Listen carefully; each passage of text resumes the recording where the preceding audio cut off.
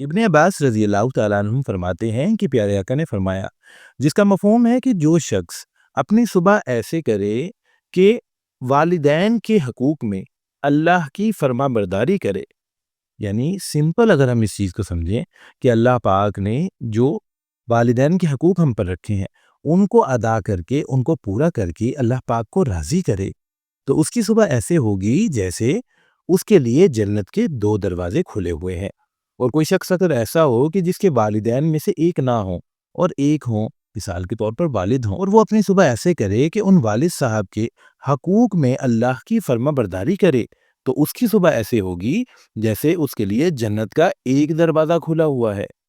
اور وہ شخص جو اپنی صبح ایسے کرے کہ جو اپنے والدین کے حقوق میں اللہ کی نافرمانی کرے، یعنی ان کے حقوق پورے نہ کرے، اللہ پاک کو بھی ناراض کرے اور والدین کو بھی ناراض کرے، تو اس کی صبح ایسے ہوگی جیسے اس کے لیے 2 جہنم کے دروازے کھلے ہوئے ہیں۔ اور وہ شخص جس کے والدین میں سے ایک حیات ہوں، مثال کے طور پر والد صاحب، اور وہ ایسے کرے کہ اپنے والد کے حقوق میں اللہ کی نافرمانی کرے، یہاں پر والد یا والدہ دونوں ہی ہو سکتے ہیں، حقوق سے مراد دونوں کے حقوق ہیں، تو اس کی صبح ایسے ہوگی جیسے اس کے لیے جہنم کا ایک دروازہ کھلا ہوا ہے۔ پیارے اللہ کے بندو،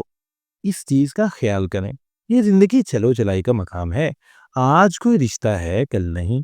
نہ جانے کب کس وقت کس گھڑی کوئی ہمارا بہت ہی پیارا رشتہ ہمیں چھوڑ کر چلا جائے۔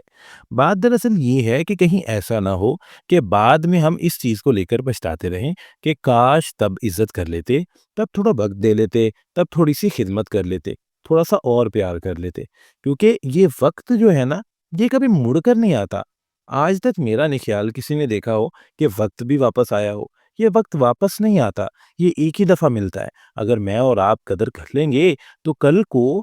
کم سے کم اتنا اطمینان ہوگا کہ یار ہم نے قدر تو کی تھی، لیکن اگر نہیں ہے تو پھر صد افسوس کہ وہ وقت تو واپس آئے گا نہیں۔ والدین کا رشتہ بہت ہی پیارا ہے، اللہ پاک کے حکم سے یہ ذریعہ بنے ہیں ہمارے اس دنیا میں آنے کا، اور پھر یہ کتنی تکلیفیں برداشت کرتے ہیں، والدہ گھر میں اور والد صاحب گھر سے باہر۔ تو پھر ہم ان چیزوں کو کس طرح بھلا سکتے ہیں کہ جہاں سے ہماری شروعات ہوئی ہے، ہم اس شروعات کو کیسے بھول سکتے ہیں؟ ہمیں چاہیے کہ ہم اپنے والدین کی اتنی قدر کریں کہ وہ راضی ہو جائیں۔ آپ دیکھیں کہ میں نے ایک اسکالر کو یہ کہتے ہوئے سنا تھا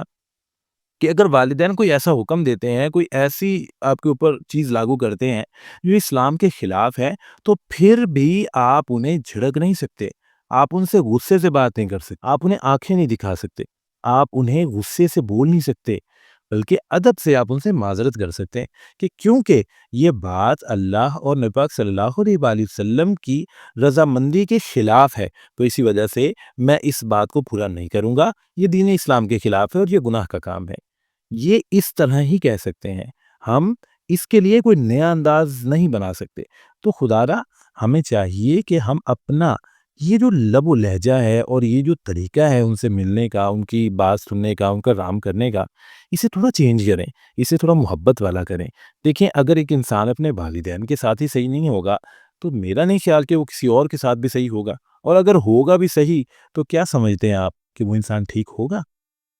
اس کا جواب ضرور بتائیے گا۔ اللہ پاک ہم سب کے والدین کو سلامت رکھیں، اور جن کے والدین نہیں ہیں ایک چھوٹا سا پیغام ان کے لیے بھی کہ آپ بھی اپنے والدین کی خدمت کر سکتے ہیں۔ اب وہ کیسے؟ وہ اس طرح کہ ہم ان کے لیے مغفرت کی دعا کر سکتے ہیں، ان کی طرف سے صدقہ دے سکتے ہیں، ان کے جو ایسے گناہ ہو چکے ہیں جن کا ذکر انہوں نے نہیں کیا یا کیا ہے ان کا ازالہ کرنے کی کوشش کر سکتے ہیں، انہوں نے کسی کے پیسے دینے تھے وہ ادا کر سکتے ہیں، اور ایسے بہت سارے معاملات ہیں جو کہ ہم ان کے لیے بھی کر سکتے ہیں۔ تو کوشش کریں، شاید آپ کی وجہ سے کوئی ایسا کام ہو جائے جو ہونا ناممکن تھا۔ اللہ پاک ہم سب کو اچھے عمل کرنے کی توفیق عطا فرما دیں، آمین ثم آمین۔